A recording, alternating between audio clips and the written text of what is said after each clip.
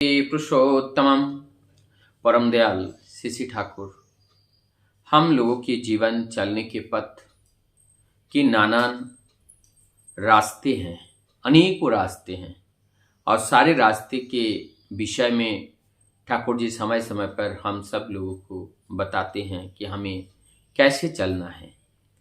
एक भक्त ने ठाकुर जी से प्रश्न पूछा कि ये जो स्टेट है, यहाँ स्टेट का मीनिंग है STATE, स्टेट का मीनिंग है राष्ट्र से। ठाकुर जी से पूछा कि ये स्टेट कैसे ठीक होगा, राष्ट्र कैसे ठीक होगा। ठाकुर जी कहते हैं स्टेट आया है स्टे शब्द से और स्टे का अर्थ होता है बैकबोन। जब बैकबोन मजबूत होता है तभी राष्ट्र ठीक होता है। और इस राष्ट्र का बैकबोन क्या होता है? बैकबोन होता है संगठन, एक साथ रहना, एक आदर्श। और एक साथ कब होते हैं? जब एक आदर्श हो। एक आदर्श कब होते हैं? जब सबके सत्य के प्रति एक आस्था हो, एक दृढ़ता हो और एक विश्वास हो। ऐसा जब होता है तब वो एक दृढ़ होते हैं, वो कठोर होते हैं और संयमी होते हैं, नियंत्रण अपने आप को करते हैं और एक दूसरे को सेवा प्राण होकर के वो चलते हैं। तो स्टेट को अगर हमें राष्ट्र को ठीक करना है, जो ठाकुर जी ने बोले हैं आदर्श, एक आदर्शवान, सबको आदर्शवान होना पड़ेगा और एक आदर्श होना पड़ेगा। और जब एक आदर्श मतलब एक को ग्रहण करके जब हम चलते हैं, एक मतलब वही सत्य, यहाँ एक का अर्थ है सत्य को।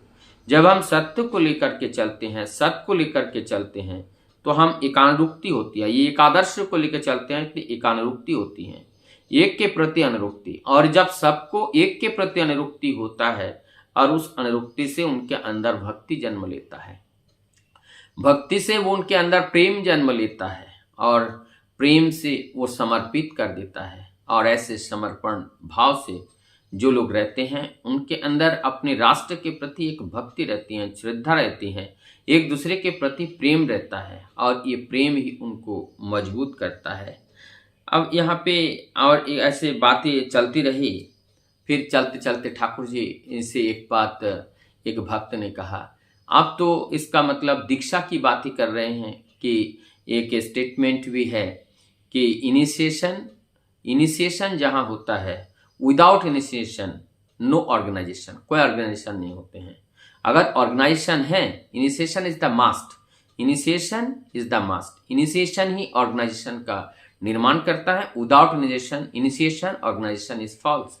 तो अगर हमें इनिशिएशन मतलब शुरुआत, जीवन को उस एक के प्रति अनुरूपति करके चलने के लिए प्रतिज्ञाबद्ध अगर जब हम सब लोग होते हैं तभी हम एक सामूहिक रूप से, एक संगठनिक रूप से अपने आप को लेकर के चल पाते हैं। ठाकुर से एक क्रॉस प्रश्न किया गया कि ठाकुर, ये तो दीक्षा तो सब लोग लेते हैं लेकिन उसका अनुपालन तो एक आध लोग ही करते हैं। ठाकुर जी तब इसके क्रॉस में उत्तर देते हैं, कहते हैं जहां 10, 15, 20 लोग ठाकुर ये नाम को ग्रहण करके चल रहा है, यदि आप वहां पर भी जाते हो, वो लोग अगर कुछ भी नहीं करता है लेकिन वहां तुम जाते हो तो तुम्हारे लिए वहां रहने खाने की कोई अभाव नहीं होगी। तुम्हारे लिए वो निश्चित रूप से सोचेंगे कि ये आए हैं, ये हमारे गुरु भाई हैं, ये कहाँ रहेगा, ये कहाँ क्या करेगा। यानी कि इतना सेंटिमेंट उनके अंदर जनरेट हो जाता है। तो इसका मतलब दीक्षा लेने के बाद वो कुछ ना करने के बावजूद भी उनके माइंड में एक सेंटिमेंट रहता है कि हमारी ये भाई हैं, हम एक हैं। तो ये सेंटिमेंट रहता है और इस सेंटिमेंट को लेकर के जब हम उनको नर्चर देते हैं वो फिर पुनर्जीवित हो जाते हैं संजीवनी की तरह, और वो पुनर्जीवित होकर के फिर अपने जीवन को सुंदर रूप से वो चलाने लगते हैं। तो यहाँ पर जरूरत होती है कि हम लोगों को एक दूसरे के साथ एक मतलब बिना किसी पाने की आशा से स्वार्थ रहित होकर के जब हम लगते हैं, निश्चित रूप से वो परहित होते हैं और परहित ही अपना हित है। जब तक हम परहित नहीं कर पाते हैं तब तक अपना हित कभी होता ही नहीं है। यहाँ पर एक प्रश्न, ऐसे ही एक प्रश्न और पूछा गया ठाकुर जी से, भगवान कहाँ रहता है? तो ये कितना सुंदर कि भगवान कहा रहता है। तब ठाकुर जी ने एक शब्द बोले कि जहां पर प्राणपूर्ण परिवेश रहता है, प्राणपूर्ण परिवेश, प्राणपूर्ण परिवेश का मतलब होते हैं कि एक प्राण होकर के एक शरीर, शरीर अनेक है लेकिन एक प्राण है, एक प्राण को लेकर के जब हम चलते हैं और प्राणपूर्ण परिवेश है, एक दूसरे के सहृदय से, सहृदय से, हृदय से प्यार करते हैं एक दूसरे को, ऐसा भावापन्न जब होते हैं वहीं पर क्या होते हैं, भगवान रहते हैं।